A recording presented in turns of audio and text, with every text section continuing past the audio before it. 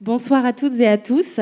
Alors, si ça vous ennuie pas, puis ça permet peut-être aussi de nous réveiller après une journée bien dense, je vous propose d'applaudir Cécile, qui fait de la traduction simultanée toute la journée. Et je précise toute seule, donc c'est un travail remarquable. Merci beaucoup. On va essayer d'être indulgents dans notre manière de parler en étant les plus éloquents possibles, en évitant les initiales et les acronymes à tout bout de champ. On va faire de notre mieux. Je vous retrouve ce soir pour une table ronde au thème, on va dire politique, en tout cas un débat citoyen. L'art de programmer une liberté conditionnée. Et alors pour ce débat, j'ai 3 personnes avec moi.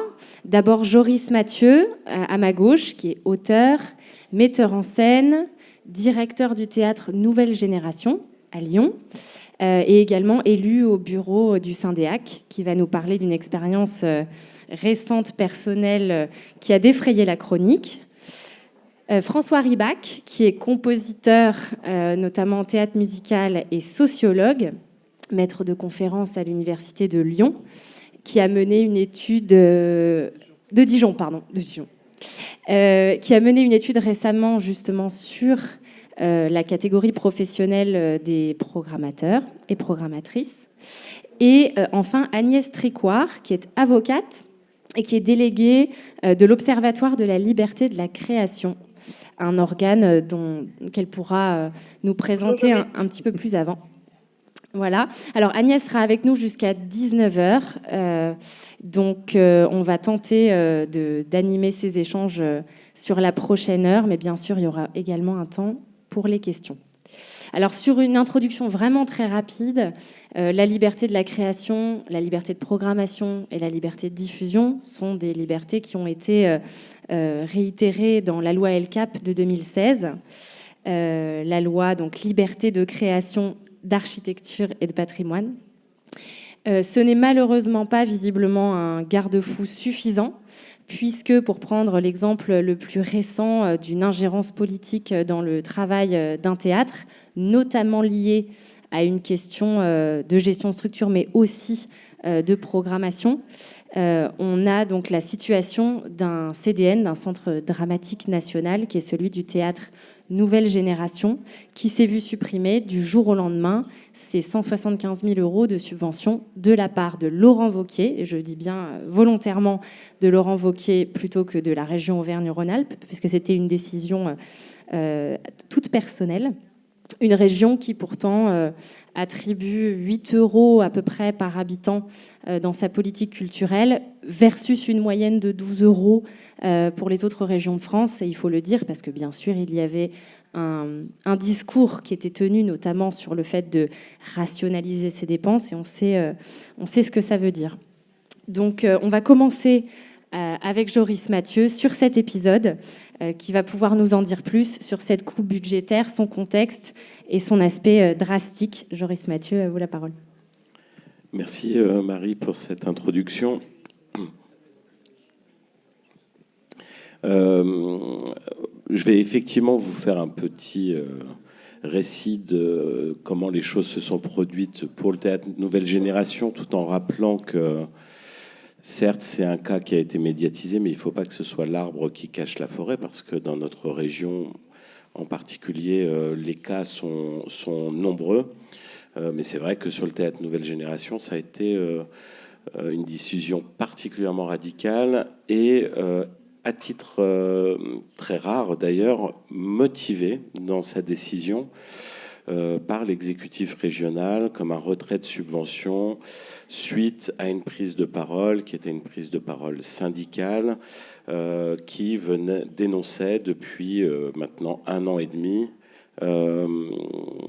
la manière dont la région menait sa politique culturelle depuis la réélection de son président, donc à l'occasion de son second mandat.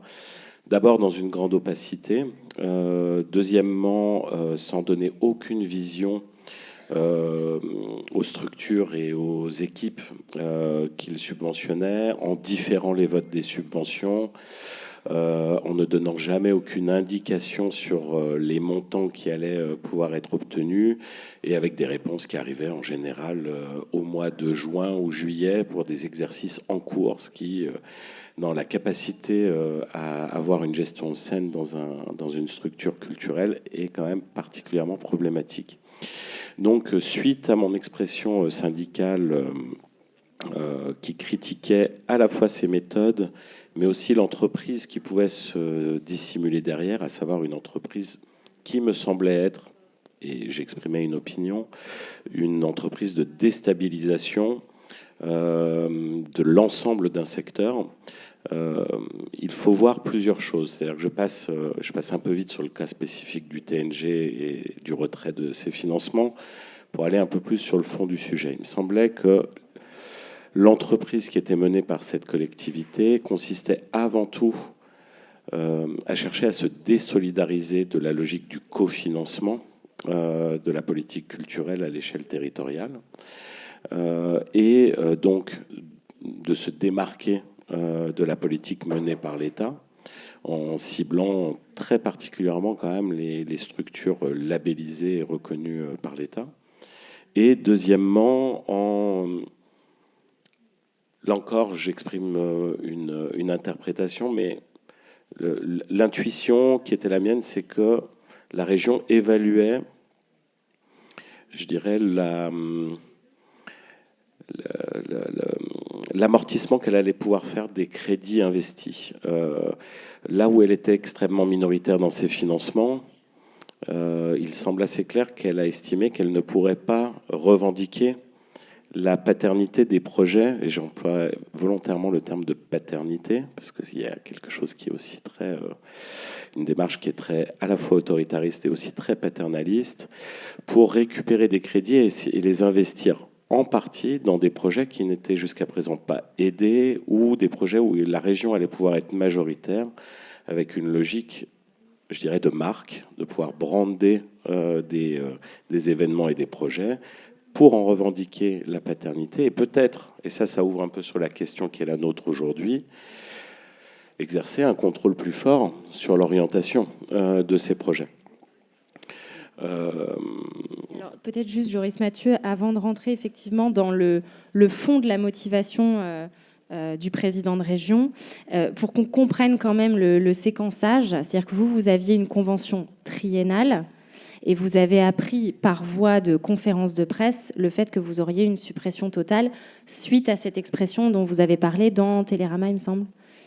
Alors, oui, la séquence, c'est exactement celle-là, c'est-à-dire que la région a signé une convention pluriannuelle et tripartite qui fixait des engagements communs à l'État, la ville et la région en septembre 2022. Et en avril 2023, donc 7 mois après la signature de cette convention, en conférence de presse, la vice-présidente culture, sans que ça ne soit passé par aucun vote en assemblée régionale, a annoncé qu'après la publication d'une tribune que j'avais écrite d'abord sur le site internet du Syndéac, puis relayée par une interview dans Télérama, prenait la décision de retirer l'ensemble de ses financements à la structure, en affirmant que c'était en réaction à ces propos que j'avais tenus. Donc une représaille directe, en tout cas de liberté d'expression syndicale. Là-dessus, justement, vous avez notamment verbalisé le fait que la région niait, je fais un petit aparté sur les syndicats, niait l'existence des représentants syndicaux et développait un véritable mépris par rapport à cet engagement syndical. Donc ça, si vous pouvez nous en dire également un petit peu plus sur la logique politique derrière ce rapport aux syndicats. Oui, alors c'est assez simple, c'est-à-dire que pour être très, très, très clair et très précis, une collectivité, le président ou la présidente d'une collectivité est libre de fixer des orientations à sa politique culturelle. Ils ont choisi d'annoncer au début de leur deuxième mandat qu'ils voulaient réorienter leur politique culturelle vers une répartition autre de leur financement, avec une plus grande attention portée aux territoires ruraux. c'est quelque chose qu'on a fini par apprendre à force de solliciter des rendez-vous, nous, en tant que syndicat. Et lorsqu'on a appris ça, on a collégialement, l'ensemble des syndicats représentatifs de nos professions, décidé, a dit à la présidence de région que c'était un sujet intéressant à traiter et que ça devait se faire en appui et en dialogue avec les structures du territoire, puisque pour la plupart des lieux, cette mission de la décentralisation et du rayonnement des projets sur des territoires plus larges fait partie de nos missions et de nos cahiers des charges, et que oui, en effet, il y avait une question de moyens à reconstituer, à réinventer aussi pour retravailler la relation entre métropoles, entre territoires urbains et territoires ruraux. Cette réunion a eu lieu en décembre 22. Il n'y a plus jamais eu de deuxième réunion. C'est-à-dire que finalement, il n'y a pas eu de consultation, il n'y a pas eu de partage de réflexion, il n'y a pas eu de débat d'idées, il n'y a pas eu de... La région ne s'est pas saisie de son annonce pour essayer de créer une dynamique avec les acteurs du territoire, ce qui, à mon sens, révèle bien qu'elle n'avait pas du tout envie de travailler avec les acteurs du territoire, mais qu'elle avait des idées très précises en tête de ce qu'elle voulait faire de ces crédits. Soit dit en passant, il y a eu, à l'échelle de 2 ans, rien que sur la métropole de Lyon, plus de 4 millions d'euros de crédits économisés par la région en matière de subventions publiques, et on peine à voir où ils ont été redistribués, et très clairement, l'ensemble n'a pas été redistribué. Alors peut-être. François Ribac. Non, je dis qu'il aime beaucoup les banquiers, Laurent. Voilà. Après, alors juste pour glisser, après peut-être je m'arrête là pour passer la parole, mais pour ouvrir le sujet, c'est-à-dire que pour être direct, la décision qui a été prise sur le théâtre Nouvelle Génération n'est pas une décision d'intervention sur ma liberté de programmation. Par contre, ce qui est très important de noter, c'est que des actes brutaux comme cela et subis sont des signaux envoyés à l'ensemble d'une profession pour bien marquer l'affirmation d'un pouvoir aussi sur la continuité ou pas des projets. Et qu'implicitement, derrière le projet qui est développé, le projet politique qui est développé par cet exécutif, où on voit aussi les crédits se concentrer dans une approche régionaliste, avec la culture d'un patrimoine régional, avec la question de l'identité qui est très marquée. On peut imaginer qu'implicitement, des décisions brutales comme celle-là peuvent avoir une première incidence sur la liberté de programmation ou de création même, qui est pour ce que j'appelle moi la fabrique de l'autocensure. Comment ne pas venir contrarier les attentes de celui qui, très manifestement, aime vous rappeler qu'il est la main qui vous nourrit. Voilà, je m'arrête là pour ouvrir le questionnement. Voilà, peut-être juste une dernière question, justement. Est-ce que vous avez... je vais prendre une citation d'un autre événement qui a eu lieu avec l'IEP de Grenoble, l'Institut d'études politiques, parce que là, justement, on rentre plus précisément dans le discours de ce qu'est la culture pour Laurent Wauquiez, et donc ça peut faire un parallèle avec cette autocensure possible des acteurs culturels du territoire. Donc ça, c'était en 2021, si je ne m'abuse, où il y a eu une mise à pied d'un enseignant au sein de l'Institut d'études politiques de Grenoble pour des raisons de prise de position par rapport à l'institution elle-même. Et suite à cette mise à pied, Laurent Wauquiez a décidé de retirer également ses crédits de l'Institut. Et là, il a très précisément évoqué les théories woke, l'écriture inclusive et les pratiques communautaires comme étant courantes dans cet établissement, et à ce titre voulait s'en dissocier. Donc en fait, en parallèle de ces discours-là et de l'autocensure que vous évoquez, on voit le lien qui peut être fait sur l'impact sur la liberté de créer et de programmer. Est-ce que vous avez dans la région des exemples plus précis d'une ingérence véritablement artistique de Laurent Wauquiez ? Alors, des exemples plus précis, je ne sais pas. Déjà, le pouvoir de subvention est un pouvoir d'orientation. Donc, Oui, je peux en donner quelques-uns qui étaient déjà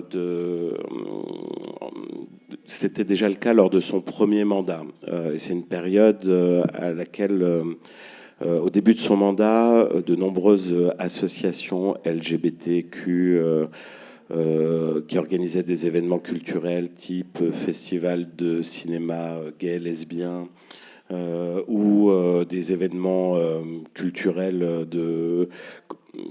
convoquant des auteurs et des créateurs, créatrices qui se revendiquaient de la communauté LGBTQ, voyaient leurs subventions sabrées radicalement. C'est une période où moi-même, je commençais mon mandat au Théâtre Nouvelle Génération. C'était mon arrivée. J'avais comme artiste associé Fiamena pour 3 ans, que certaines et certains d'entre vous connaissent sans doute. Et où, à la 2e année de mon mandat, un lobby proche du mariage, contre le mariage pour tous, proche de Civitas, a fait pression sur la région Auvergne-Rhône-Alpes en demandant le retrait de nos subventions parce que nos missions de théâtre public, qui portaient par ailleurs un projet en direction de l'enfance et la jeunesse, ça les heurtait qu'on puisse avoir une artiste comme Fiaménard associée au projet pour des questions d'identité. Ce que je tiens à dire, c'est qu'à cette période, la vice-présidente culture de l'époque, qui n'est plus la même aujourd'hui, est intervenue tout de suite pour m'informer et en toute transparence et me dire ce qu'il se passait. Et me dire que ça n'arriverait pas, que mes subventions ne seraient pas retirées, mais que j'étais libre de pouvoir m'exprimer si je le souhaitais, mais qu'elle me demandait de lui faire confiance pour jouer son rôle de vice-présidente. Il n'empêche que nos subventions ont été différées, le vote de nos subventions a été différé, le temps sans doute de calmer les lobbies en question, et que oui, moi à cette époque-là, par exemple, j'ai fait le choix de ne pas faire publicité de cette situation. Pourquoi ? Parce que déjà à cette époque, et a posteriori je regrette cette décision, et je pense qu'on a été nombreux et qu'on est nombreux au quotidien à fermer les yeux sur toute une série d'événements qui ne nous touchent pas directement, mais qui sont bien déjà en route. Des signaux. Qui sont des signaux, parfois des signaux faibles, mais parfois des signaux forts aussi qu'on ignore. Et il se trouve que j'ai choisi de ne pas faire publicité à l'époque de cette situation parce que je craignais déjà à l'époque le risque d'autocensure qu'elle ait généré le fait que l'on fasse savoir que soutenir des artistes qui étaient engagés ou positionnés sur telle ou telle question et sujet de société risquait de contrevenir aux attentes de la région. Ça fait partie des petits renoncements et des lâchetés, je pense, qui sont à observer. Merci Joris Mathieu. Je vais me tourner vers Agnès Tricouart. Agnès, est-ce que, avant peut-être de réagir aux propos de Joris Mathieu, est-ce que vous pourriez, pour nous tous et toutes, nous faire un retour sur le rôle de l'Observatoire de la liberté de la création, sa gouvernance, ses missions, et peut-être donner des exemples de ce que l'Observatoire a pu réaliser comme action concrète sur le sujet de la liberté de la création, peut-être même dans le secteur musical, si vous avez des exemples. Alors, je le ferai avec plaisir, mais je dis tout de suite que je vois un lien direct entre ce que Joris décrit à propos du signal, à propos du spectacle de Fiaménard et de ce qui lui est arrivé ensuite. Donc, si j'oublie, merci de me rappeler que je voudrais réagir à ça. Alors, l'Observatoire de la liberté de création s'est créé en 2002, après un certain nombre d'événements qui étaient des signaux graves et clairs, nouveaux, contre l'art en général. Il y avait la plainte qui avait été déposée contre Présumé Innocent à Bordeaux, qui était une exposition qui parlait de l'enfance, par une association qui n'était pas une association d'extrême droite, qui était une association bien à droite, chiracienne, soutenue par Jacques Chirac, qui s'appelle La Mouette et qui s'occupe de chercher des enfants disparus. Et qui tout d'un coup s'est mêlé d'art en dénonçant cette exposition comme étant une exposition, alors je la fais très très courte, pédophile, hein, parce que c'est l'obsession de ces gens. Évidemment, ce qu'elle n'était pas. Bon. Mais il se trouve qu'il y a quand même des juges d'instruction qui ont lancé une commission rogatoire pour entendre l'ensemble des artistes qui étaient concernés, y compris Robert Mapplethorpe, qui était mort depuis 10 ans, ce qu'il ne savait pas, ce qui prouve qu'il y a un fossé complètement dramatique que j'essaye de résoudre. Ça fait des années et des années que je fais de la formation, par exemple, pour les magistrats, entre les magistrats et l'art dont ils sont saisis parfois via un certain nombre de dispositifs légaux. Alors, pour créer l'observatoire, on a tout de suite mis autour de la table des tas de gens extrêmement différents, et la première chose qu'on a essayé de faire, c'est de trouver un langage commun. Ce qui, entre différentes disciplines, philosophes, sociologues, artistes, juristes, producteurs, ligueurs de base, etc., n'était pas évident. On a mis un certain nombre de mois à écrire une page qui s'appelle le manifeste et qui est sur le site de l'Observatoire, qui pour l'instant est abrité sur le site de la Ligue des droits de l'homme. Aujourd'hui, nous sommes une quinzaine d'organisations. Le principe, c'est la solidarité. C'est-à-dire que s'il arrive quelque chose à un auteur d'écrit ou à un chanteur ou à quels que soient les genres, tout le monde est solidaire. Et il y a pas d'autres exemples, je crois, en France, ou s'il y en a, c'est tant mieux, mais quand on l'a créé, il n'y en avait pas. Il n'y a pas d'autres exemples de solidarité entre tous les représentants des arts. Donc on est très fiers d'avoir créé ça. Il a une deuxième particularité qui est qu'il est composé à la fois d'organisations qui représentent le plus souvent des auteurs, mais pas seulement. Il y a la Ligue des droits de l'homme qui a été la marraine, et puis il y a la Ligue de l'enseignement. Et puis, toutes les autres organisations sont soit des syndicats, le Syndeac en fait partie, soit des syndicats représentant les auteurs, soit des organisations qui représentent les auteurs. Le cinéma est très présent, par exemple, parce que le cinéma fait l'objet d'une censure a priori extrêmement forte en France. Et puis des personnalités qui sont des gens qui connaissent l'histoire de la censure, qui connaissent comment se passent les conflits et les tensions. Il y a beaucoup de philosophes, parce que je viens d'un double cursus et que j'ai toujours pensé que c'était très important d'avoir des philosophes à la table pour résoudre n'importe quel type de problème, mais en tout cas en particulier ceux-là. Et alors, notre action se passe à différents degrés, différents niveaux. On a un rôle d'analyse de la loi. À l'époque, quand on a créé l'Observatoire, la liberté de création n'existait pas en tant que telle. Il y avait le grand ensemble de la liberté d'expression, et on s'appelait l'Observatoire de la liberté d'expression en matière de création. Et ensuite, on a changé parce que la liberté de création existait un peu dans la jurisprudence, mais elle n'existait pas en tant que principe. On l'a fait advenir dans la jurisprudence en expliquant aux tribunaux, notamment au travers du manifeste et puis d'autres écrits plus nombreux qu'on a développés ensuite, qu'on ne pouvait pas traiter une œuvre comme un discours argumentatif, comme un article de journal, comme une déclaration politique. Il y avait une différence de nature ontologique. Donc, on a beaucoup travaillé sur cette... Parce que régulièrement, il est remis en cause parce que les artistes adorent jouer sur les frontières. Donc, notre critère, c'est la fiction, pour isoler, enfin, arriver à définir ce de quoi on parle. Et puis ensuite, on a travaillé très fort avec le ministère de la Culture pour faire advenir une loi qui allait protéger la liberté de création et la liberté de diffusion des œuvres, les deux allant évidemment ensemble. Et ça a été la loi de 2016 qu'on a négocié pied à pied, d'abord au ministère et puis ensuite avec les parlementaires. Et il faut que vous sachiez qu'il y a un délit maintenant dans le code pénal qui est le délit d'entrave à la liberté de création. Délit qui nous sert, par exemple, parce qu'on a déposé sur le fondement de ce nouvel article, une plainte contre un groupe, alors encore une fois d'extrême droite, qui a cherché à empêcher une pièce de théâtre destinée aux enfants, dont le sujet était le genre. Ça s'est passé à Nantes.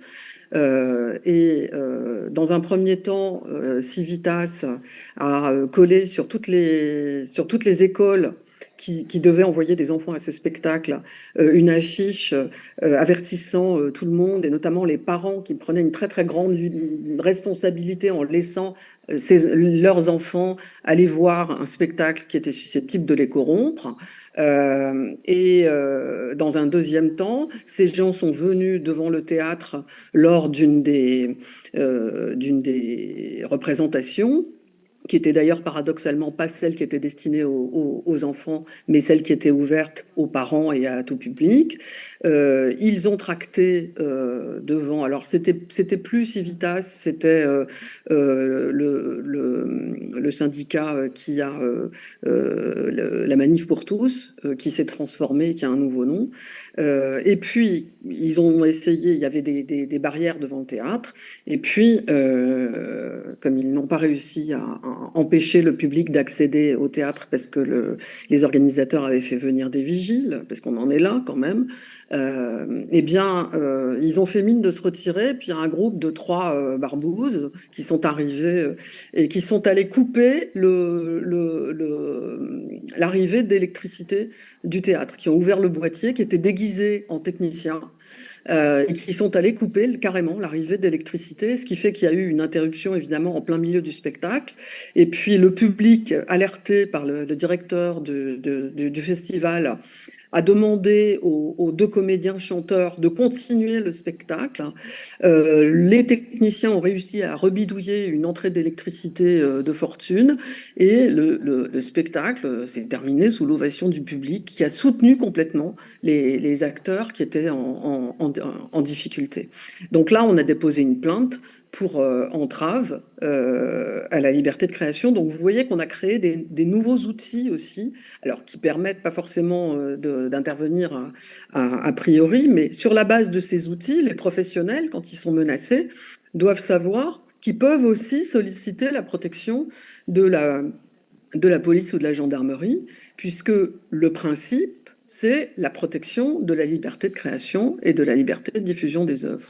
Agnès Trécoire, pardon, je vous interromps. Merci beaucoup pour cet exemple très parlant. Je prends un autre exemple que j'ai trouvé sur le site, effectivement, la Ligue des droits de l'homme, de la page de l'Observatoire. Vous avez pris une position à une époque dans le secteur musical, pour faire le lien avec les personnes qui sont dans la salle, sur les arbitrages de programmation de France Musique. À l'époque où il était envisagé de supprimer le jazz, au moins en partie, sinon en totalité, des ondes.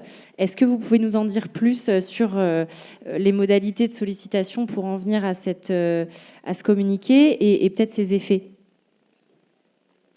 Les modalités de sollicitation, là en l'occurrence, on s'est saisi nous-mêmes, parce que on est un groupe de 90 personnes, donc c'est plus les membres des organisations, donc on est sans arrêt alerté par des membres qui voient qu'il se passe quelque chose, etc. Et on a décidé d'intervenir. Bon, il se trouve que le jazz n'a pas été supprimé de France Musique. Je suis pas sûre que ça soit dû à notre seule intervention, mais soit on nous demande d'intervenir, soit on décide d'intervenir parce qu'on voit qu'il se passe telle et telle chose, et ça sera de plus en plus le cas, parce que, je vous l'annonce, l'Observatoire, qui était une espèce de groupe informel comme ça entre organisations, est en train de se constituer en association, qui va avoir une personnalité juridique propre, qui va pouvoir déposer faire des procédures en son nom, avoir la capacité d'ester en justice, et puis qui va aussi proposer de la médiation, parce que ça, on sait assez bien faire, parce qu'on connaît. Je sais pas, je me permets d'indiquer qu'on a fait un ouvrage assez important qui retrace 20 ans de... Alors, je pense que vous voyez le titre à l'envers, c'est épouvantable. Alors, ça s'appelle L'œuvre face à Non, ses c'est bon. censeurs. Ça a été... C'est bon? C'est Oui. pas à l'envers? Non, non. Alors, vous voyez que la couverture, c'est une œuvre d'Andrés Serrano qui a été vandalisée par un groupe de nervis d'extrême droite à la collection Lambert en Avignon. Parce que, soi-disant, c'était une œuvre blasphématoire, parce que ça s'appelle Peace Christ. Alors, vous voyez, l'œuvre en tant que telle, c'est un Christ, un crucifix qui baigne dans une magnifique couleur éclairée, donc elle n'a rien de subversif, mais elle s'appelle Peace Christ parce que l'auteur s'est servi de ses humeurs, comme on dit chez les thomistes, pour réaliser le liquide, et que c'était une œuvre à propos du sida et de la réaction de l'Église américaine par rapport au sida, et qu'en plus, l'artiste est catholique. Donc, très souvent, ces gens se trompent complètement de sujet, d'objet. Comme ce sont des gens, en général, ceux qui veulent censurer les œuvres, qui ne veulent pas les voir, évidemment, ils ne les comprennent pas. Bon, de même que les gens qui viennent interrompre les spectacles. Alors, des exemples en ce moment, les spectacles musicaux, alors pas de musique classique, pas d'opéra, il n'y a pas encore d'exemple, mais les spectacles musicaux, notamment quand ils se passent dans les églises, ça énerve beaucoup, beaucoup les cathos tradis qui essayent de les empêcher. Il y a eu encore un exemple récent à Strasbourg. Mais voilà, comme nous travaillons sur tous les genres différents, on est intervenu par exemple au soutien du Palais de Tokyo il n'y a pas très longtemps à cause de la mise en cause et de la demande de censure d'une œuvre de Myriam Khan qui représentait une violence faite sur enfants, et une partie du public qui est allé voir l'œuvre, qui faisait partie du Front National, a dénoncé cette œuvre comme étant une œuvre faisant l'apologie de la violence sur enfants, en l'occurrence une violence sexuelle, un viol. Alors que ça Et servait ça à pose vraiment la l'objet. question, ça pose vraiment la question du contresens. C'est ce que je vous disais, c'est que parfois quand on va voir les œuvres avec des idées préconçues, même leur fréquentation ne fait pas changer d'avis sur l'idée préconçue qu'on peut en avoir. Et j'ai l'impression qu'on n'a pas beaucoup progressé par rapport à vous vous souvenez de ces gens qui étaient intervenus dans la salle de cinéma qui diffusait La dernière tentation du Christ de Scorsese. Moi, j'étais très très jeune et ça m'avait énormément frappé, au point que j'ai décidé d'en faire une grande partie de mon activité. Ces gens sont allés jusqu'à brûler le cinéma. Donc il y a un ressenti de violence qui est absolument incontestable de la part des gens qui contestent les œuvres et qui les considèrent comme des violences infinies, mais qui refusent absolument d'en discuter, d'en débattre, et qui refusent surtout que les autres aient accès à ce que eux ne veulent pas voir. Et c'est cette position qui est complètement antidémocratique et qui est extrêmement problématique qui nous pose problème. Et je dirais que nous avons vécu un tournant, c'est que aujourd'hui, il n'y a pas seulement l'extrême droite ou la droite dure qui réclame alors bien évidemment, Joris, vous êtes de plein fouet un plein pot dans cette configuration-là, hein, parce que c'est de la droite très extrême à laquelle vous avez affaire. Et je pense qu'il y a vraiment un lien entre les deux histoires que vous avez racontées et que vous avez payé le fait d'avoir été soutenu. En vous écoutant, ça m'apparaît évident. Vous avez payé le fait d'être soutenu à un moment par une nana courageuse qui a dit non, non, lui, on lui enlève pas ses subventions. Agnès, pardon, je vous interromps juste pour peut-être finir sur ce sujet-là et passer la parole à François Ribac. Vous vouliez dire un mot justement sur Phia Ménard. Est-ce que vous pouvez... C'est ce que j'étais en train de dire. Pardon. Je crois que je viens de le dire. Je vois bien comment, parce qu'on on s'occupe sans arrêt de ce genre d'histoire. On voit bien comment les politiques dures avancent sur ces questions culturelles de façon extrêmement déterminée. et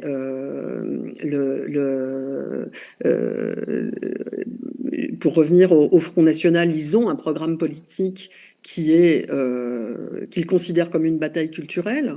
Et donc, si jamais ils sont élus, on aura toutes les difficultés de la Terre à pouvoir continuer à avoir une vie culturelle diverse au sens où on l'entend aujourd'hui. Et je crois qu'il faut vraiment tout faire pour éviter que ça se passe.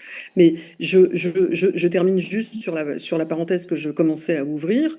Notre difficulté à l'Observatoire, c'est qu'on ne lutte plus seulement contre ce type d'attaque, mais on a été obligé, et je dirais d'une certaine façon à front renversé, de lutter contre des groupes progressistes qui défendent les luttes contre les discriminations, qu'il s'agisse de discrimination raciale ou de discrimination sexiste, et qui se sont mis eux aussi à réclamer des déprogrammations en édulcorant leur discours parce qu'ils ne veulent pas passer pour des censeurs parce que ça fait moche, c'est pas joli, mais vous vous souvenez, et ça a commencé par la musique, cette histoire, ça a commencé par la tournée d'Orelsan. Je ne sais pas si vous vous souvenez le scandale absolu qu'a déclenché une de ces chansons qui s'appelait Sale pute, dont les paroles ont circulé abondamment pendant un festival de Bourges. Chanson qu'il ne chantait plus sur scène, mais pour autant, il avait une tournée qui était programmée et ça a coupé en deux plein d'institutions culturelles qui se sont déchirées, nous le savons parce qu'on nous en a parlé, on nous en a fait état, qui se sont retrouvés à des discussions jusqu'à la fin de la nuit pour essayer de déterminer quelle devait être la position des institutions culturelles face à une demande de censure fondée, et je comprends le bouleversement, hein, fondée sur quelque chose avec lequel on est d'accord, c'est la lutte contre les violences faites aux femmes et le fait qu'il faut que les propos sexistes sont abominables. Et donc, on se retrouve aujourd'hui, et ça, nous en avons l'habitude maintenant, à mettre en balance plusieurs intérêts qui sont d'égale intérêt, qui sont d'égale valeur, et à les peser pour ménager ces intérêts ensemble. C'est tout l'intérêt, Voilà. oui, du droit. C'est beaucoup moins facile. C'est beaucoup moins facile, mais c'est très intéressant. Joris Mathieu. Non, je voulais juste revenir très très rapidement sur le lien de cause à effet possible entre ce que je racontais s'être produit en 2016 et qui ne s'est pas produit à cette époque, c'est-à-dire le retrait de nos subventions, et le fait qu'il se produise en 2023. Je ne sais pas si le lien est lié au fait qu'une personne ait défendu le dossier à cette époque et qu'on le paye plus tard. J'ai plutôt l'impression, moi, que en 2016, ce n'était pas son temps politique et ce n'était pas encore tout à fait la même époque. Tout n'était pas encore mûr pour lui, pour que ça soit possible. Il y a une accélération par rapport au calendrier électoral. Et ce qui est possible aujourd'hui, en fait, est rendu possible par un contexte général que vous décrivez là, Agnès, et qui ouvre le sujet de manière très très large, à savoir une réappropriation aussi par l'ensemble du champ politique de la question culturelle. Moi, je l'ai observé au travers de l'exemple du TNG, avec finalement beaucoup d'articles qui sont sortis, et un emparement par, là en l'occurrence, une partie de la droite, de la question culture comme un terrain à réinvestir parce que ça pouvait rentrer de manière compatible avec une forme d'art du récit du politique et la volonté de faire récit en politique et d'affirmer son projet politique par le récit. Et donc, de notre côté, en tout cas pour ce qui nous a concerné, nous, on voit effectivement qu'une partie de la droite peut s'allier et se retrouver autour de questions de lutte contre ce qu'ils nomment le wokisme. Et il y a eu un endroit de très forte affirmation ces derniers temps, et donc de questionnement de à quoi l'argent public doit-il servir, et doit-il servir à financer des projets dont le sujet est politique. Et c'est vrai, là, pour le coup, dans tous les camps de la sphère politique. Alors c'est une très belle transition pour passer le micro à François Ribac, qui est notamment auteur d'un ouvrage qui s'appelle Fabrique de la programmation culturelle, je me permets. Donc écrit avec Catherine Dutheil-Pessin, et vous avez justement étudié une quarantaine de programmateurs parmi les plusieurs milliers qui existent en France. Donc, de votre point de vue de sociologue, quels sont ces différents types de programmateurs? Vous en avez constaté 3, et quelle est votre compréhension des propos que vous venez d'entendre avec ce regard sociologique? Oula, bon. Donc je dirais, en fait, on n'a pas étudié 40 programmateurs. On a fait une étude, on a étudié 40 programmateurs dans la région Pays de Loire, mais on a aussi travaillé avec l'agence culturelle Arcadie d'Île-de-France que Valérie Pécresse a supprimée il y a quelques années, en enquêtant aussi sur beaucoup de programmation de spectacles en Île-de-France, c'est-à-dire l'endroit où il y a la plus grosse concentration Donc l'enquête est un petit peu plus vaste que, disons, comme on dit dans le jargon, le panel de 40 personnes. Bon, c'est un détail. Alors, j'ai envie de faire plusieurs commentaires pour essayer de rentrer dans l'enquête. Je dirais la première chose, c'est, mais je vais rien apprendre aux gens qui sont là, mais je crois que c'est nécessaire de le préciser, c'est quand on parle de programmatrices et de programmateurs de spectacles, la minorité à ma gauche, c'est-à-dire des artistes qui sont nommés à la tête de lieux ou d'événements, comme par exemple des festivals, pour d'une part produire leurs œuvres et devenir programmatrice ou programmateur, est très mineur. Le grand nombre des gens qui font de la programmation ne sont pas des artistes, premièrement, donc c'est un point capital. Donc si on parle de liberté de création, on y reviendra, c'est un point capital. Et d'autre part, si on regarde que les lieux, principalement les lieux qui ont de l'argent de l'État, et donc pour le débat sur la région Rhône-Alpes, c'est fondamental, on perd de vue en fait que depuis, disons, une quarantaine d'années, et en particulier depuis 20 ans, je dirais, c'est-à-dire depuis que les régions se sont emparées de cette question-là. Enfin, ils ne se sont pas emparés du sujet culturel, ils se sont emparés du sujet de financer de ce qu'ils appellent de la culture, c'est-à-dire des spectacles et des musées, ce qui n'est pas du tout pareil que la culture, bien sûr. Donc, voilà, il y a une masse de gens qui peuvent sortir après un emploi dans un théâtre, qui sortent d'une formation universitaire, qui vont se retrouver dans une salle d'un village ou d'une petite ville de 6-7 000 habitants en périphérie de Nantes.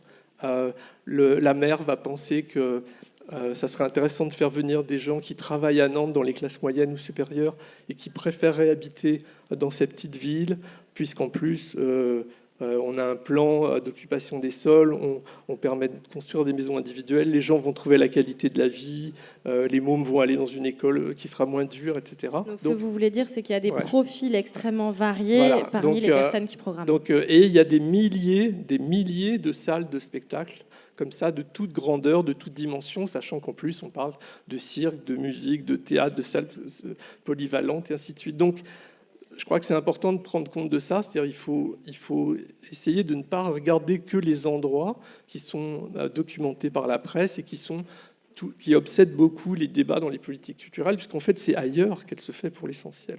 Ça, je crois que c'est un point vraiment fondamental. Voilà. Et alors, par ailleurs, vous avez pour vous une perspective, si je vous paraphrase correctement, qui est de considérer qu'il n'y a pas vraiment de vague d'ingérence actuellement du politique, et vous avez une manière on va dire, de recontextualiser la mise à mal de la liberté de programmation qu'on vient d'évoquer. Si vous pouvez nous en parler un peu. Alors, donc, d'abord, je dois dire que je n'ai pas de commentaires désagréables à faire sur les deux intervenants d'avant. Ce n'est pas mon propos, je pense que c'est important.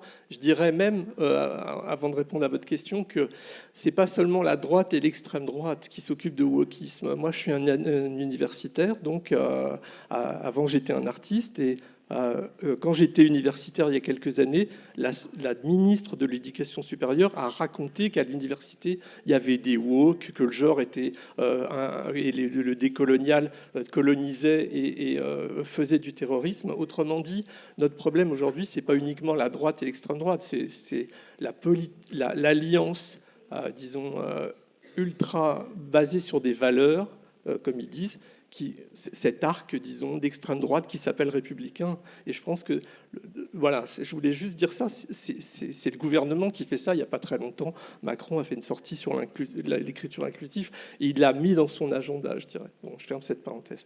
Donc, évidemment, comme la plupart des gens qui font de la programmation ne sont pas des artistes, leur boulot, ça consiste à quoi? Leur boulot, ça consiste, comme on a raconté dans notre requête, à jouer avec les contraintes. La contrainte, c'est l'élu à la culture du département ou de la ville ou de la région, ou ces trois-là, quand on est responsable d'un lieu, sachant qu'il y a beaucoup de programmatrices et programmateurs qui ne sont pas des managers, qui ne sont pas directeurs, qui sont dans des équipes, qui sont des employés. Il faut dealer avec les artistes locaux qui veulent être programmés. Il faut dealer avec les écoles, les collèges, les lycées avec lesquels on doit faire des partenariats. Et puis surtout, ce qu'il faut faire, c'est être capable, en fonction d'une logique de projet, c'est-à-dire le projet pour lequel on a été engagé, qui est un archétype vraiment du management libéral ou néolibéral, où quelqu'un arrive et dit voilà mes objectifs, et ensuite je vais être à peu près libre de les développer pendant 3-4 ans. Et bien sûr, il faut faire une programmation. Et cette programmation, elle va se dérouler dans des endroits qui ont des jauges, des équipes techniques, avec des moyens, et elles vont, disons, aller chercher des spectacles le plus hors sol possible, c'est-à-dire le moins locaux possible, c'est ça la qualité esthétique, mais en fonction des moyens qu'on a, et on doit faire avec toutes ces contraintes-là. Et ce que vous voulez dire, c'est que la liberté de programmation, elle n'est pas absolue, elle est toujours circonscrite par ces contraintes-là, diverses et variées. C'est un travail d'équilibrisme, mais premièrement, les gens ne programment pas des artistes, ils programment des spectacles avec lesquels ils jonglent pour être capables d'avoir des équilibres de saison par rapport à leur projet, trouver leur public, etc. Et surtout, je crois que ce qui est très important, c'est qu'au contraire, quand on voit un petit peu comment ça fonctionne, aussi bien du point de vue de l'organisation en France de ça, c'est-à-dire il y a des réseaux de programmatrices et de programmateurs partout en France, stratifiés, c'est-à-dire qu'ils ne fonctionnent pas forcément ensemble en fonction des moyens qu'ils ont. Il y a des tas de programmatrices qui ne mettent jamais les pieds dans les réunions de programmation de l'Office national de la diffusion artistique. Je n'ai pas dit Onda, parce qu'ils n'ont pas les moyens d'acheter les spectacles qui sont là. Mais ce qu'on voit plutôt, au contraire, c'est à quel point les gens qui font ce métier-là sont capables, parce que c'est des professionnels de la parole, de expliquer à leurs élus en fait qu'ils ne doivent pas se mêler de ça en fait. Qui sont eux-mêmes légitimes et qu'ils ont une forme d'expertise. Exactement. Donc pour vous, ces managers culturels entre guillemets sont plutôt un corps social assez puissant dont la mise à mal de la liberté de programmation est à relativiser finalement dans le contexte actuel. Ce qui est important, pour répondre à votre question, qu'il y a 2 points. D'abord, c'est effectivement un groupe social. Je pense qu'il doit y avoir plusieurs dizaines de milliers de gens qui font ce métier en France. On notera au passage que c'est le seul métier pour lequel on ne forme pas à l'université. On forme des chargés de prod, même on forme des artistes maintenant. On charge des chargés de diff, mais on ne forme pas des chargés de programmation. C'est-à-dire le truc qui est le plus prestigieux du bas en haut. C'est le seul métier pour lequel c'est une compétence magique qui s'acquiert, on ne sait pas trop comment, comme longtemps la mise en scène a été d'ailleurs, et comme elle l'est encore en partie. Donc, c'est le premier point. L'autre point, je pense que ce qui est important, c'est un monde aussi qui est en très forte concurrence. Il est organisé dans des réseaux, ces réseaux sont forts, c'est des réseaux de discussion, c'est des réseaux dans lesquels les rumeurs sur les bons spectacles, ceux qui sont loupés, circulent, et c'est comme ça que les gens, en grande partie, sont formés au travail de programmation et ensuite s'informent sur la façon dont ça fonctionne. Et comme c'est un monde très compétitif, même s'il est très connecté, la liberté de création, la liberté de programmer, elle ne se développe pas uniquement dans le face-à-face qu'on a avec l'élu, comme on a pu le voir avec Joris Mathieu, qui n'est pas contestable. C'est au contraire d'être capable de construire un rapport de force, de préciser la carrure de ce qu'on fait dans l'endroit, en pensant aussi à sa carrière future, à se battre ou à faire des accords avec ses collègues, de façon à développer une physionomie de programmation générale, une identité du lieu, comme disent les pros. Et là-dedans, on ne voit pas d'ingérence. D'ailleurs, dans l'enquête qu'on avait, on avait des gens qui nous disaient, avec une sensibilité de gauche, qui nous disaient qu'ils préféraient avoir des élus de droite, parce qu'au moins, ils ne se mêlaient pas de ça. Donc, effectivement, l'enquête a été faite entre 2011 et 2015, 17, 16, on a publié le bouquin en 17. Il y a des choses qui se sont passées depuis, bien sûr, mais moi, ce que je vois, au contraire, c'est pas du tout des formes de suggestion. Alors, je voudrais dire juste un point, si c'est possible, sur les régions, sur ce que vous avez parlé du branding, là, du fait de se constituer une marque. Mais toutes les régions font ça. Quand Ségolène Royal est arrivée en Poitou-Charentes, elle a développé énormément de crédits pour les questions de spectacle. On ne va pas dire culture, on va dire spectacle, c'est plus simple. Et ça a consisté en grande partie à labelliser au niveau régional des équipes qui avaient des carrières souvent internationales, par exemple dans les arts de la rue, qui n'avaient pas, pour employer le jargon, de reconnaissance des directions régionales des affaires culturelles, j'ai pas dit DRAC, et ni de l'État, et de façon à se constituer une base sociale d'intermittents liés à des syndicats aussi d'artistes, et de façon à se constituer. Et aller à Avignon, vous allez voir que chaque région en France a son théâtre dans lequel elle présente les artistes et les spectacles de sa région qu'elle promeut comme sa marque. Voilà. Donc, autrement dit, même dans des dimensions de gauche, il y a des politiques de branding qui ne sont pas du tout le même que celles de Wauquiez, mais qui sont là à l'œuvre depuis longtemps. Je crois que c'est important. Alors peut-être juste une dernière question que vous posiez quand on a préparé cette table ronde. Vous posiez la question de savoir en quoi la liberté de programmation ou de création, ces deux libertés, sont garantes d'un intérêt commun. Parce que voilà, vous posiez la question du fait que là, on l'érige en débat essentiel et citoyen. Et pour vous, c'est ce sujet d'intérêt commun qu'il ne faut pas perdre de vue. Alors, le débat qu'on a là sur les programmateurs, ce n'est pas le débat dont a parlé Agnès Trécoire ou Joris Mathieu. C'est complémentaire. pas le même. Mais ce qu'il faut dire, je le dirais comme ça. Moi, ce qui me frappe dans les deux interventions précédentes, c'est le face-à-face. C'est-à-dire, voilà, disons-le comme ça, on pense transition écologique. On a le mouvement des Gilets jaunes qui fait remarquer que tout le monde n'est pas pollueur au même niveau. On a la Convention citoyenne où des gens qui connaissent rien font un diagnostic qui panique l'industrie pétrolière et le gouvernement. Donc, autrement dit, et dans tout un tas d'autres secteurs, on a des gens ordinaires, des assos, c'est valable pour le sida déjà il y a 30 ans, qui sont capables de comprendre des choses qui leur arrivent et qui, sans forcément taper sur les experts, leur disent « écoutez-moi, parce que moi, je sais, j'ai une expérience spécifique. Si j'ai un cancer, vous allez arrêter maintenant les traitements, parce que bientôt, je vais mourir, je veux mes enfants, je ne veux pas le traitement. » Donc, les médecins l'ont entendu, ça. Donc, ce qui est frappant dans ces questions de liberté d'expression ou dans ce fonctionnement du groupe des programmateurs, c'est ce face-à-face qu'il y a entre les élus. Et on a l'impression que quand on supprime Arcadie, quand il arrive à Joris Mathieu, ce qui lui est arrivé, etc., il y a peu de réaction du public. Et donc, je vais finir là-dessus, deux hypothèses. Soit, comme une série de professionnels le disent, le public est apathique, il préfère TF1 à du pointu, etc. Ou alors, c'est le système même de délégation de mandats, de production de ce qu'on appelle la culture, c'est-à-dire une offre avec de l'argent public de spectacle, qui est un peu arrivé à bout de souffle, puisque précisément, il est arrivé dans un face-à-face où maintenant, ce qu'il a en face de lui, c'est des gens qui maintenant commencent à se mêler, et d'une façon tout à fait détestable, de ces questions-là. Est-ce que la professionnalisation met à mal l'engagement citoyen peut-être Joris Mathieu et Agnès Trécoire, une réaction aux propos de François Ribach? Alors peut-être pas directement à ça, mais à ce que vient de dire François à l'instant. Il y a peut-être encore d'autres scénarios à l'intérieur au-delà de ces deux scénarios. C'est une réflexion qui est en cours pour moi sur qu'est-ce qui est de l'ordre de la perception aujourd'hui d'un service public de l'art et de la culture en France. Et je me rends compte, bien sûr, là-dessus, on est obligé de constater qu'il y a un déficit de compréhension par les citoyennes et les citoyens du fait que les lieux, par exemple, que je représente, sont du service public. Et je me rends compte qu'il y a aussi une vraie différence entre la capacité que les gens peuvent avoir à concevoir qu'un musée, c'est du service public, parce qu'il y a des collections, parce qu'il y a un partage à tous d'un bien matériel, d'une médiathèque, parce que là aussi, c'est du fonds commun qui est mis à disposition, où nos interventions sur le champ du spectacle vivant vont être des éphémères et présentées quelques jours.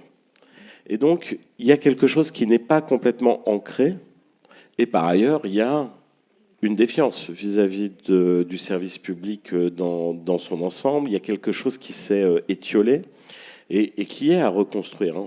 On est bien d'accord avec ça. C'est pas pour pas jeter la pierre à ceux qui ne le comprendraient pas, mais plutôt qu'on se pose cette question-là. Et qu'est-ce qu'on peut faire aujourd'hui pour restaurer ça, pour que ces lieux soient plus habités et plus propriété commune? C'est des questions qu'on travaille au quotidien, mais qu'on n'arrive pas encore vraiment à pleinement résoudre. Moi, je ne considère pas, par exemple, que les démarches nouvelles qui consistent, si on parle par exemple des droits culturels, qui vont postuler que en associant des gens à la conduite d'un projet, à la réflexion, par exemple, sur une programmation, je ne considère pas, pour ma part, qu'on rentre dans quelque chose qui est de l'ordre de la liberté conditionnée. Je considère qu'on est plutôt dans le partage d'expériences, dans une évolution. La démocratie, en fait. Une forme de démocratie, mais on sait que c'est des process et des temps longs, en fait. C'est-à-dire que ces démarches ne réussissent que dans le temps long et pas dans l'occasionnel. Là où, par contre, la démarche libérale et donc plus de droit privé, de marché, va fonctionner sur l'offre et la demande. Qu'est-ce que le public attend? Qu'est-ce qu'on lui donne? Donc c'est autre chose, effectivement, que vous évoquez aussi, j'imagine, à travers la question que vous soulevez, c'est comment on travaille autrement aussi la relation. Non, c'est pas ça? Je me trompe? Ok, alors pas forcément. Je vous laisse revenir dessus, puisque ça m'intéresse. Et là où je considère que, à court terme, des questions peuvent se poser sur ce qu'on considère la liberté de programmation et est-ce qu'elle doit être sanctuarisée, c'est en se confrontant à des enjeux contemporains que notre secteur doit relever, comme l'ensemble de la société doit relever. Dès qu'on parle des questions d'éco-responsabilité, de travailler autrement, d'avoir des programmations raisonnées, de mieux profiter de la venue d'un spectacle quelque part pour qu'il joue dans le lieu à côté à plusieurs reprises, alors on crée d'un côté un cercle vertueux qui veut penser son empreinte et aussi mieux rayonner sur un territoire. Mais, je dirais mécaniquement, on va avoir des programmations dans une série de lieux sur un territoire qui vont se ressembler fortement. Et quels critères seront prioritaires à la programmation? Est-ce que c'est le désir de présenter et de partager l'œuvre avec un public? Ou est-ce que c'est l'opportunité, parce qu'il vient chez le voisin, de l'accueillir? Et ça va être des vraies questions aussi. C'est un exemple parmi d'autres, mais c'est les questions des enjeux de société qu'on a à relever. Agnès Tricouart, peut-être avant de nous quitter, une réaction au propos de François Ribach? Ah, on vous entend plus. Pardon, c'est de ma faute, pardon, j'avais coupé mon micro. Je vais plutôt faire un petit pas de côté pour parler de la question que ça nous a posée à nous, d'assimiler la question de la déprogrammation à de la censure. Parce que, a priori, la censure, c'est plutôt... d'abord, ça vient plutôt de l'État. Ensuite, est-ce qu'on peut considérer que ça rentre que c'est une atteinte à la liberté de création et de diffusion d'une œuvre quand un responsable de lieu, pour être le plus général possible, engage puis désengage un film, un spectacle, etc. Et on a dû se poser la question, je ne sais pas si vous l'avez vu, mais on a publié une tribune en janvier 2023 dans Libération sur ces questions-là. Pourquoi? Parce qu'on avait une accumulation de cas. Alors je les cite très rapidement. Il y avait la pièce de Lorraine Marx au théâtre 13 qui devait se jouer, qui s'appelait Pour un temps soit peu, qui a été déprogrammée parce que la comédienne n'était pas transsexuelle. Et c'est le directeur de salle, à la suite de discussions avec des groupes représentant les trans, qui a décidé de la déprogrammer. Il y a eu le film Les Amandiers c'est des trois cas extrêmement différents. Hein. Le film Les Amandiers de Valéria Bruni qui a été déprogrammé de certaines salles, des comédiens accusés d'avoir commis des violences sexuelles pendant le temps du tournage, mais pas dans le tournage, de mémoire. Et puis, il y a eu ce qui a fait beaucoup de bruit, l'exposition de Bastien Vivès au Festival international d'Angoulême, qui, lui, a été mis en cause pour des BD antérieurs à l'exposition qui devait avoir lieu. L'exposition n'avait rien à voir avec les BD en question, c'était des nouveaux dessins, mais elle a été déprogrammée à la suite de prise de position d'organisations féministes demandant cette déprogrammation. Donc on a décidé de prendre la parole sur cette série de faits et de dire que ça n'allait pas. Que ça n'allait pas, de s'en prendre aux œuvres de ces façons-là, aux œuvres ou aux artistes de ces façons-là. Et quand je dis ça, je dis que d'une certaine façon, la profession elle-même, je rejoins une réflexion qu'avait Joris tout à l'heure, la profession elle-même, elle est en train de s'auto-censurer si on veut, mais le problème c'est qu'elle s'auto-censure pas elle-même, puisque ce sont les victimes, ce sont les œuvres et les auteurs qui les font, ou les comédiens qui les jouent, etc. Donc, ça, c'est extrêmement problématique. C'est quand chacun, par peur de ce qui peut se passer, par peur de passer comme antiféministe, par exemple, ou par peur de passer comme étant indifférent aux violences sexuelles. Et c'est ce qui revient dans la bouche des programmateurs ou des directeurs de salle quand ils prennent la parole pour justifier ces déprogrammations. C'est « mais nous, on est sensible à ces questions-là ». Ben, j'espère bien. Tout le monde est sensible à ces questions-là. Mais c'est juste une réponse qui est tout à fait désastreuse. C'est pas celle-là qu'il faut donner. Et je termine en disant que, et je suis vraiment très en retard, donc en disant en une seconde, ça y est, je suis en retard, notre désir depuis la constitution de l'Observatoire, et on a maintenant 20 ans, c'est d'arriver à organiser des débats quand il y a des conflits. Eh bien, c'est la chose la plus difficile du monde. Les gens ne veulent pas débattre.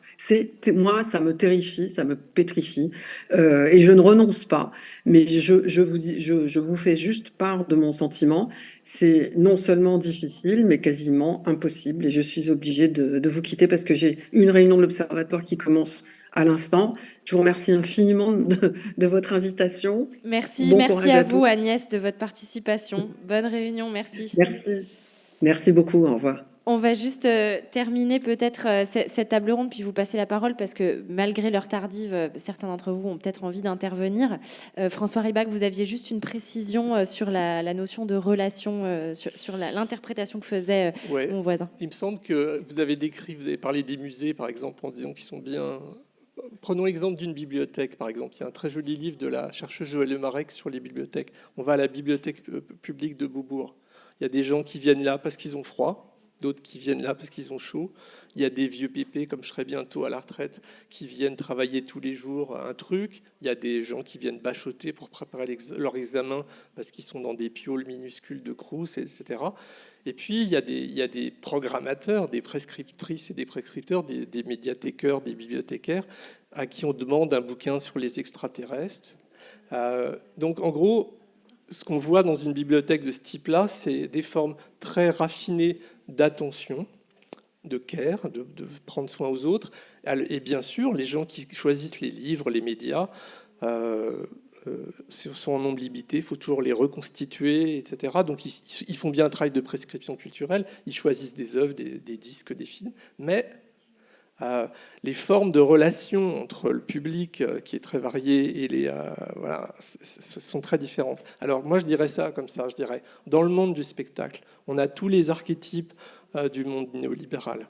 On a des gens qui ont des positions, et tout le monde du spectacle qui joue, c'est-à-dire les équipes artistiques dans lesquelles il y a aussi des techniciens, ils sont externalisés, eux. Ils sont un peu comme...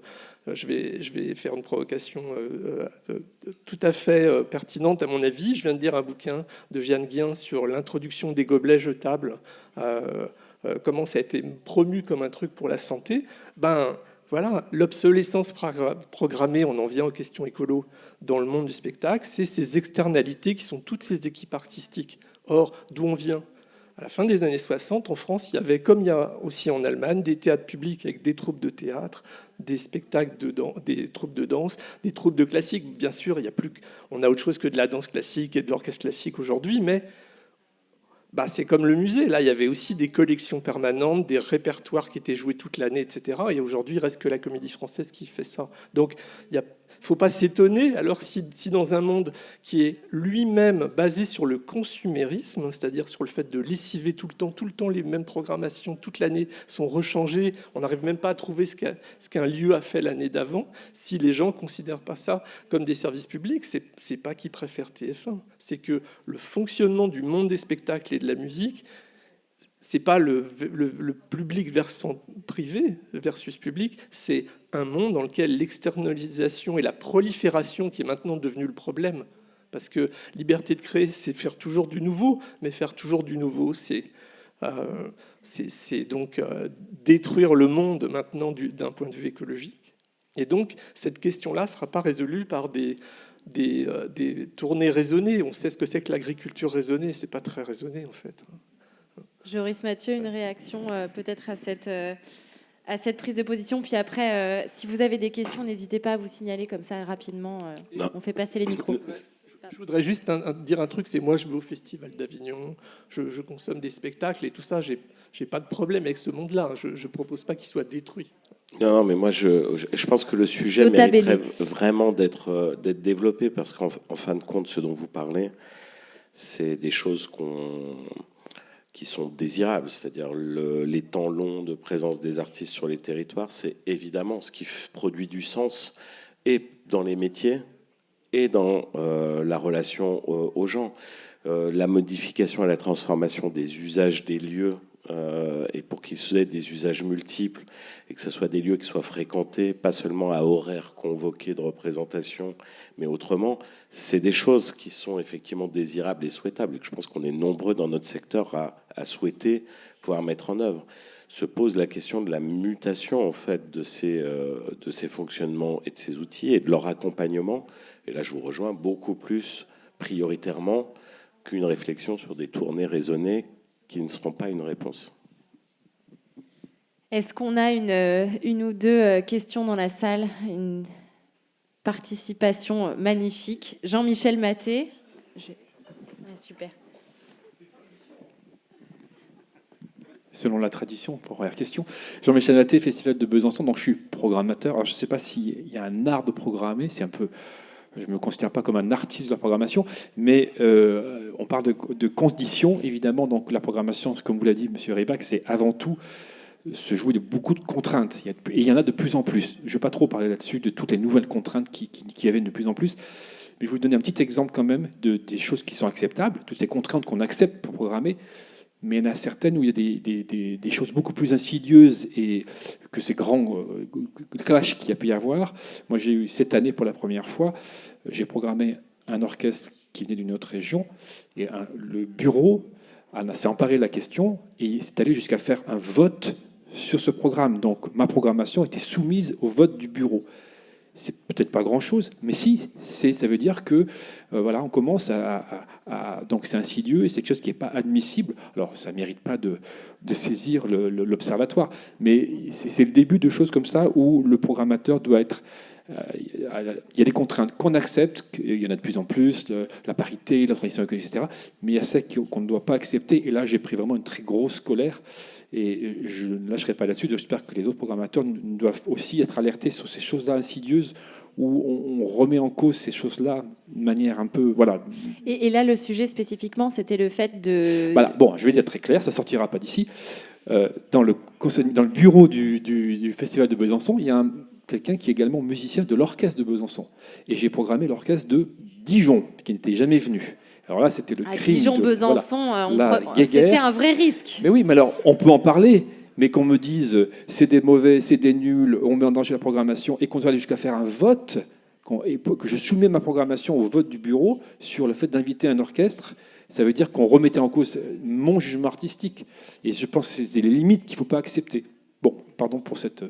Non, C'est pas une question, c'était un petit témoignage pour dire que des fois, il y a des grands chocs, mais il y a aussi des petites histoires qui sont très désagréables. Non, et puis ça permet aussi de montrer le lien, parce que c'est vrai qu'en théâtre, là où il y a tout un art justement du discours et du récit dans les œuvres, on a plus en tête les exemples effectivement au niveau du cinéma, des expositions, mais ça permet aussi de montrer que le sujet qu'on a traité ce soir, il concerne aussi tout à fait les musiques de patrimoine et de création. C'est un sujet vraiment commun. Est-ce qu'il y a une autre intervention pour clôturer? Marine Berthet, Quatuor Debussy et Festival Cordon Ballade. Merci pour vos interventions et merci notamment en Auvergne-Rhône-Alpes, on a beaucoup vécu des choses, notamment avec Joris. Et en tant que festival, en milieu rural, pourtant priorité de la région Auvergne-Rhône-Alpes, c'est vrai que je me suis confrontée, moi, à l'idée de ne plus pouvoir protester contre cette politique, puisque sinon j'étais victime principale, et comme je ne suis pas le théâtre Nouvelle Génération, je ne pouvais plus du coup... donc c'est en fait même carrément donc un rapport de force qui est énorme par rapport à nous, petits acteurs de la musique. Et, voilà. Et pour rebondir sur des choses aussi insidieuses, maintenant, pour jouer aussi dans une cathédrale qui est un monument national, il peut y avoir des difficultés, nous, sur la programmation, c'est-à-dire qu'il faut donner en avance le programme musical qu'on va proposer, qui est totalement, parfois, je veux dire, très classique. Et donc, on peut avoir de la censure aussi sur la programmation. Sur des œuvres très classiques, comme voilà. Enfin, en tout cas, voilà, il y a aussi des choses qui sont pas si faciles dans la programmation par rapport à ça. Et dernière chose, c'est parce que c'est tout ce qui me fait penser de ce que vous avez partagé sur la censure aussi et sur le fait de la déprogrammation. Donc, en termes de compagnie, en tout cas, j'ai eu des expériences aussi par rapport à des contraintes diverses et variées qui font qu'en fait, c'est invisibilisé, ces déprogrammations. Et donc, voilà, c'est comment aussi on pourrait ensemble voilà, en discuter dans ces forums. Là, on n'est plus très nombreux parce que je crois qu'on a un peu dépassé sur les horaires, mais l'invisibilisation de la non-programmation. Une voilà. nécrologie voilà, des ça. programmes non diffusés. Joris Mathieu, peut-être rapidement une réaction au propos de Marine Berthet. Pardon, il commence à être tard. François Ribach, une réaction au propos de Marine. Oui, je voudrais dire deux choses. La première, c'est que je me rappelle... MeToo a commencé au cinéma aux États-Unis. Le MeToo théâtre tarde en France. Et je voudrais dire que je me rappelle comment Bertrand Cantat, après avoir assassiné sa femme, a fait le tour des scènes de musique actuelle, qui sont toutes programmées par des mecs de 50 ans, qui l'ont. Et ensuite, il a été soutenu d'arrache-pied par le directeur actuel du Théâtre de la Colline. Donc, je veux dire... De la même façon, je me rappelle comment Gallimard a laissé Matzneff faire ses bouquins. Et donc, je crois que de ce point de vue-là, le fait de raconter que l'extrême droite demande de l'ordre moral a en grande partie été construit par du fait qu'on a négligé ces questions-là. Et maintenant, je voudrais, sur la question de la cathédrale, je n'ai pas de conseils à vous donner, mais ce que je voudrais dire, c'est le monde culturel est en face à face avec les élus. Ce face-à-face est en train de se transformer de nature. Donc, la seule façon de vivre, ça sera sûrement de se transformer, c'est valable aussi à l'université, mais de partager ses savoirs avec le public, c'est-à-dire de le faire rentrer dans le jeu. Ça ne veut pas dire qu'il rentre dans les comités de programmation, ça veut dire de repenser le service public. Et le deuxième point, c'est, si on prend juste un exemple simple, c'est les gens veulent retourner avec des trains parce que les voitures et les avions sont devenus intenables, et puis c'est plus socialement accepté. C'est pas le monde du spectacle qui peut contraindre la SNCF ou même des régions qui gèrent des TER à remettre du fret, etc. Mais Barnum, le plus grand cirque du monde au XXe siècle, il mettait tout son cirque dans des trains, et même des animaux, des éléphants. Autrement dit, si on veut, dans des processus de mutation, faire pièce à l'importance des processus culturels, il n'y a pas de doute, il faut faire des coalitions avec d'autres mondes que culturels, parce que si on reste dans le face-à-face, à la prochaine élection, on n'aura plus qu'à compter ce qui reste et ce qui disparaît. Et cette question-là du face-à-face, je crois, est centrale, c'est-à-dire quand on a un face-à-face, on n'a pas uniquement avec des élus, je dirais, on n'a pas besoin de s'allier avec d'autres forces, On a probablement aussi besoin de penser comment, comme dans les hôpitaux, dans les soins gériatriques ou les soins palliatifs, où là, il y a des bénévoles, dans tous les secteurs de la santé, dans l'écologie, où il y a des bénévoles, des assos, comment est-ce qu'ils peuvent rentrer dans le monde culturel? Évidemment, le débat pour savoir s'ils doivent rentrer dans la programmation, c'est un débat absurde, parce que justement, c'est maintenant la question même de la délégation à un groupe social de produire de la culture, c'est-à-dire de dire tel spectacle particulier, je le convertis en intérêt public. C'est cette question-là aujourd'hui qui est devenue problématique. Et donc,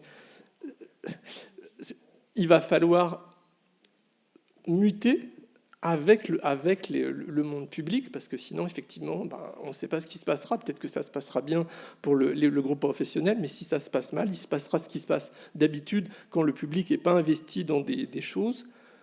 Il ne bouge pas puisqu'il ne l'est pas. Alors que dans la santé, dans le sida, etc., les gens sont en danger, ou même avec l'exemple des Gilets jaunes, tandis que dans le monde culturel, personne ne se sent en danger si un théâtre disparaît. Voilà la question qui nous interroge. Comment ça se fait?